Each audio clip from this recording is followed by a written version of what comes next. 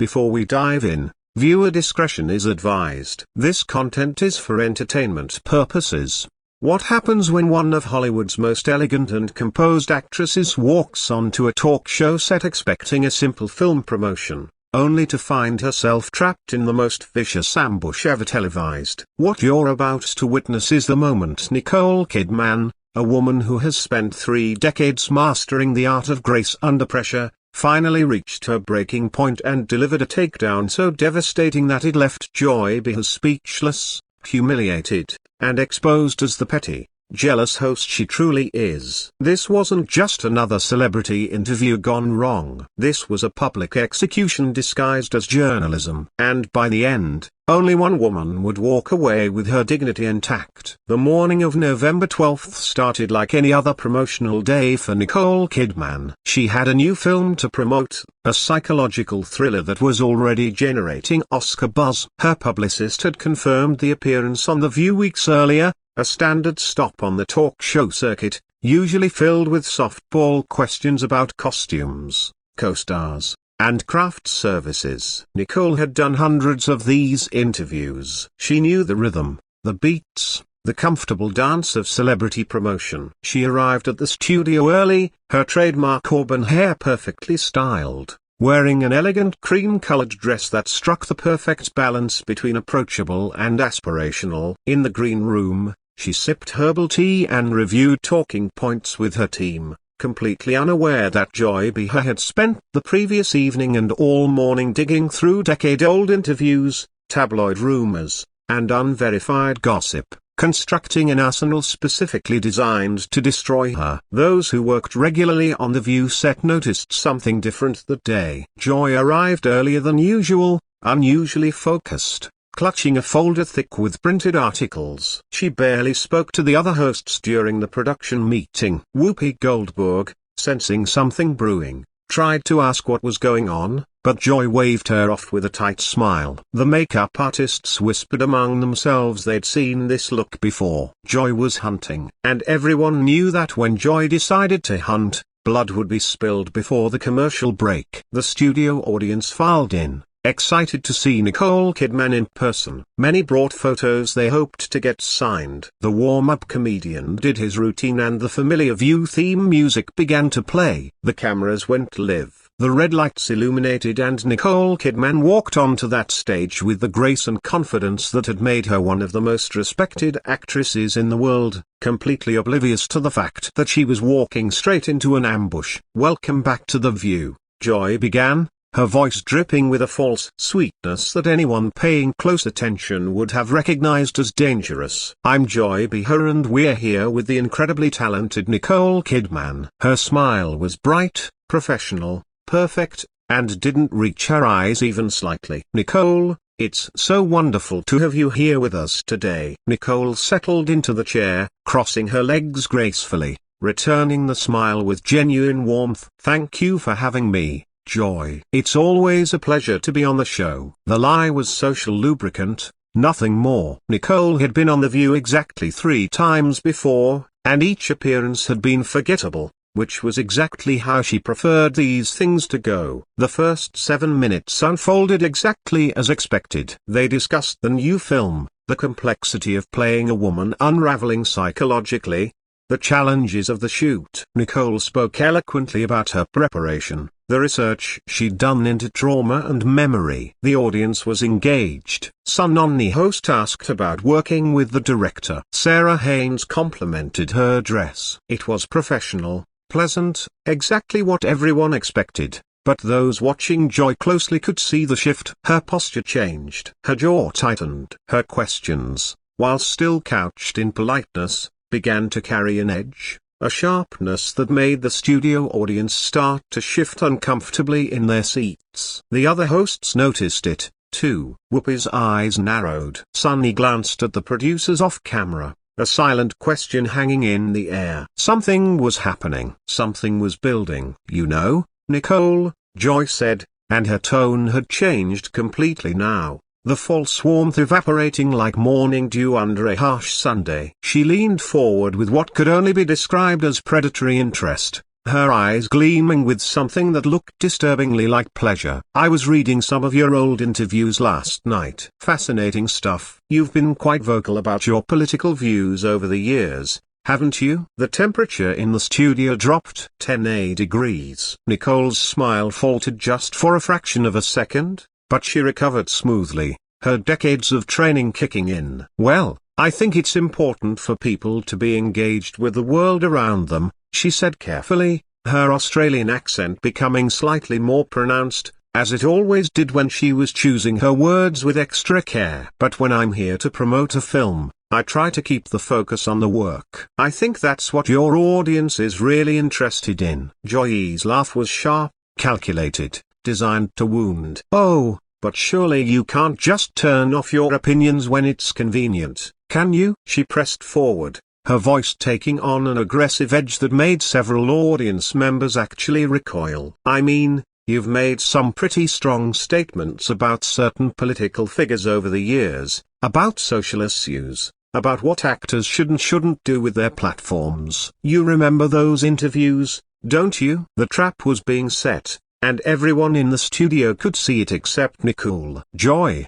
I'm really here to talk about the film," Nicole said, maintaining her composure, but unable to hide the slight tension that had crept into her shoulders. Her hands resting in her lap, clasped just a bit tighter. "I think the audience would be more interested in hearing about the incredible story we're telling and the amazing cast I was fortunate to work with." "The audience can decide what they're interested in, can't they?" Joy shot back, her mask slipping further now, revealing glimpses of something ugly underneath. "I'm just curious about this tendency you seem to have, speaking out passionately on issues when it suits you and then retreating into a 'I'm just here for my work' when someone actually wants to discuss those positions. It's an interesting pattern, don't you think?" Whoopi tried to intervene, recognizing that Joy was going completely off script and into dangerous unprofessional territory. "Maybe we should talk about the amazing cast Nicole got to work with on this film," she suggested, her voice carrying a warning that Joy completely ignored. "No, no," Joy said, waving Whoopi off dismissively without even looking at her. "I think this is important. This is the kind of conversation that matters." She turned back to Nicole, and her eyes were gleaming with malicious intent now, all pretense of journalistic curiosity abandoned. "Nicole, you made some comments a few years ago about the entertainment industry and how it handles social issues. You said that silence makes people complicit. Do you still stand by those comments? Or was that just another case of Hollywood virtue signaling?" The phrase virtue signaling landed like a slap. Nicole's jaw tightened almost imperceptibly. Her blue eyes, which had been warm and open just minutes before, went cold. "I'm not sure what specific comments you're referring to, Joy," she said, her voice still controlled, but with steel creeping in around the edges. "But I've always tried to speak honestly about issues I care about. I've never claimed to be perfect, but I've tried to be authentic." "Oh, come on, Nicole." Joy's voice rose slightly, carrying across the studio like a challenge. "You know exactly what I'm talking about. You criticize the industry for not doing enough, for staying silent, for protecting powerful people. But then when push comes to shove, you're right. The collecting your paychecks and keeping very, very quiet when it actually matters." The studio fell absolutely silent except for the mechanical hum of cameras capturing every excruciating second. Nicole took a deep breath, clearly struggling to maintain the professional demeanor that had served her so well throughout her career. "Joy, I think there might be some misunderstanding here," she said. But her voice had gone dangerously quiet. The kind of quiet that people who knew her would recognize as a warning sign. "I've consistently supported causes I believe in both publicly and privately. I've put my money where my mouth is. I've shown up. I've used my platform to amplify voices that need amplifying consistently." Joy's voice dripped with sarcasm so thick it was almost visible. "Really? Because from where I'm sitting, and I've been sitting in this chair for a very long time, it looks like you pick and choose when to have a conscience based on what's most convenient for your career at any given moment." Nicole's eyes flashed the first real crack in her composed facade. "I'm sorry," she said, her voice carrying a dangerous edge now, but I'm not going to sit here and have my integrity questioned based on some twisted interpretation of past interviews taken completely out of context. Twisted interpretation? Joy leaned back in her chair, a satisfied smirk playing at her lips like a cat that had just cornered a mouse. I'm just pointing out the inconsistencies in your public persona, Nicole. That's what journalism is supposed to do, isn't it? Hold people accountable, ask the tough questions. Or should I just sit here and help you sell your movie like every other psychopathic interviewer? Journalism. Nicole's voice carried a note of genuine disbelief now. Is that what you call this? An ambush? Joy, I came here in good faith to discuss my work, and you're trying to manufacture some kind of controversy where absolutely none exists. The tension in the studio was now so thick you could cut it with a knife. Camera operators glanced at each other nervously, unsure whether they should keep filming or cut away. Producers in the control room were frantically signaling to Joy to back off, but she was beyond listening now. She had caught the scent of blood and she wasn't going to stop until she had inflicted maximum damage. Controversy. Joy's mask was slipping completely now, her true intentions becoming crystal clear to everyone watching. Oh,